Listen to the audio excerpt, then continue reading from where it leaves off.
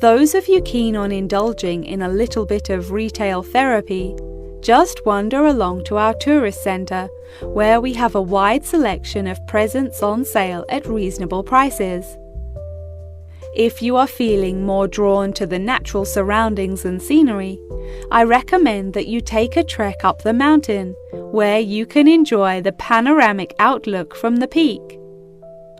For a bit of cultural indulgence, why not pay a visit to our small on-site theatre, where you can enjoy watching a range of movies and check out some works by our resident street artists.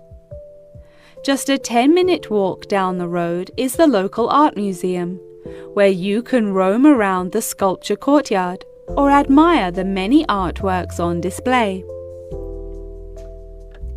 Here at the resort, we are incredibly lucky to be located right next to a nature reserve, where many species of endangered wildlife live in the pond. Just on the bank is a small hut where visitors can observe the fish and birds in their natural habitat. Now, if any of you are interested in history, you have the very interesting opportunity to visit the ancient building at the south side of the grounds. The building is now a museum. However, it originally served as a jail for those charged with crimes of treason against the royal family. Well, that just about rounds it up. Now, if anyone has any questions. Section 3. Hi, Tommy. I haven't seen you for ages. How have you been? Oh, hi, Lara. I'm great. I've just joined a local book club that meets every Wednesday, and I'm really enjoying it. Next week, we're discussing the novels of Charles Dickens. I'm really looking forward to it, as he's my favourite author. Yes, absolutely. His novels are wonderful. I attended Dickens Book Club too. Would you like to do a practice session with me in preparation for your meeting? Sure, that sounds great. Let's start by discussing the main characters in David Copperfield and the ways in which they're affected by the events of the story as it develops. What do you think of Rosie? I think that she's a really sweet character in the beginning, but as the story progresses, she becomes bitter because of how her relationships had turned out in the past. That's true. Her sisters all marry and live happily ever after, but she ends up alone. It is very interesting to see how deeply the change in her personality affects her relationships. What is your opinion of Florrie? I find her very manipulative. She seems intent on seeking attention, so whenever she wants something from her family members, she persistently acts in a very silly manner, just like a kid. Unfortunately, many people do not realise this, and so they give her the attention that she's seeking, which only encourages her to continue behaving this way. Yes, Florrie is the complete opposite of Lizzie. Lizzie is very sensitive, and she has a true perceptiveness into how people are feeling and how they behave, which enables her to act appropriately towards them. She is very kind and generous and cares about how people feel. That's true, and I really like her character too. My least favourite character is Estelle, because she acts so selfishly and gets enjoyment from making others suffer. Unfortunately, there are many people like her in the world who intend to make others feel like this. It's interesting how you can associate so many of the characters with people that you know in real life. I think that the reason why Dickens is so good at creating deep and believable characters is because he understands human mentality. Absolutely.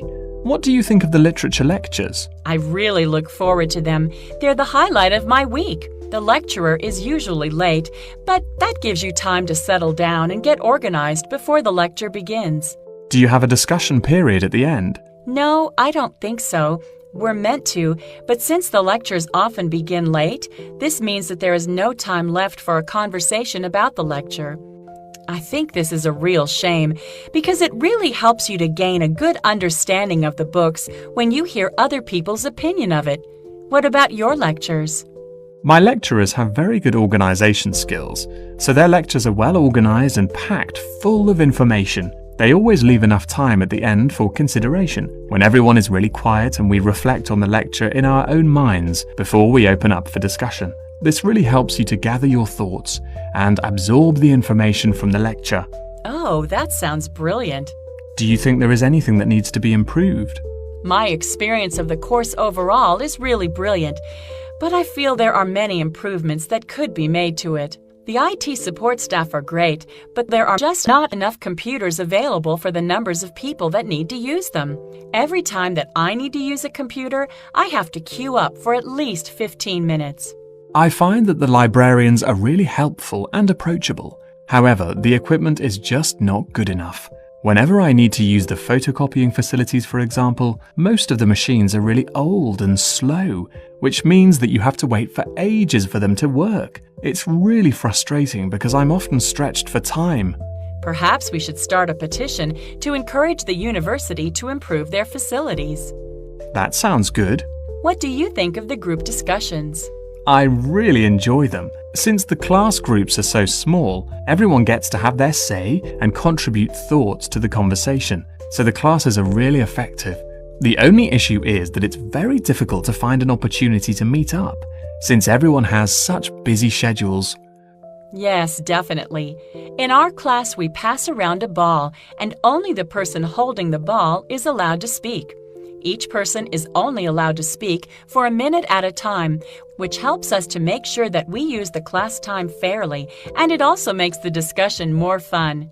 That's true. It's been really great catching up with you. Thanks for your help. No problem. Good luck at your class. Bye. Section 4. Today we're going to delve into the fascinating history of music in Britain and the evolution that it experienced throughout the duration of the 18th and 19th centuries. During the second half of the 18th century, Britain experienced an industrial revolution, during which its manufacturing industry underwent a major transition from hand production methods to the use of machinery. This sudden boom in the industry drew thousands of people into the cities, where they knew they'd be able to find jobs in the factories, working with or maintaining the machinery. This sudden influx of people into the cities did not just come from the surrounding countryside, but also from other poorer nations in search of a better life. Between 1800 and 1900, the population of England increased by 4 times. This mass immigration from different nations and areas of the country resulted in a variety of cultural influences meeting and mixing to form a new, more diverse culture. With this new culture came a new style of music. Prior to the Industrial Revolution, music had originally been written to reflect the hard, labour-intensive life in all kinds of industries when all work had to be done by hand. Most people resided in small rural communities where their lives revolved around farming. Life for the average person was difficult, as incomes were meagre and malnourishment and disease were common. Despite the difference in nationalities of the people and the variety of musical genres, all of the music shared one common language: English. As many were unable to write, the songs were a means for the people to give voice to their experiences and feelings about their hard and laborious jobs. Most of the music written by the workers during this period has been lost as a result of illiteracy and the wear of time. Now, you may be asking yourselves how these small musical works were formed. The roots of most of these groups can mostly be traced back to the younger members of the working classes, who were perhaps rebelling against the inferiority of their living and working conditions compared to those of the upper classes. Young performers would often lead these musical trends, usually possessing a great talent for singing or playing particular handmade instruments. As time progressed into the 19th century, these musical groups had gained much notoriety and would hold small performances in the street for all to watch. It was perhaps their blind optimism and rebellious spirit that led them to become so popular with their audiences, which were usually made up of the poorest of the poor. Despite efforts by the upper classes to put an end to these musical traditions, they continued to gain popularity and flourish. By the late 1870s, they had evolved past the barrier of the social echelons and gained access to the middle class. Performances were held in proper establishments such as village halls, and some were even ticketed, with audiences paying a fee for the privilege of watching.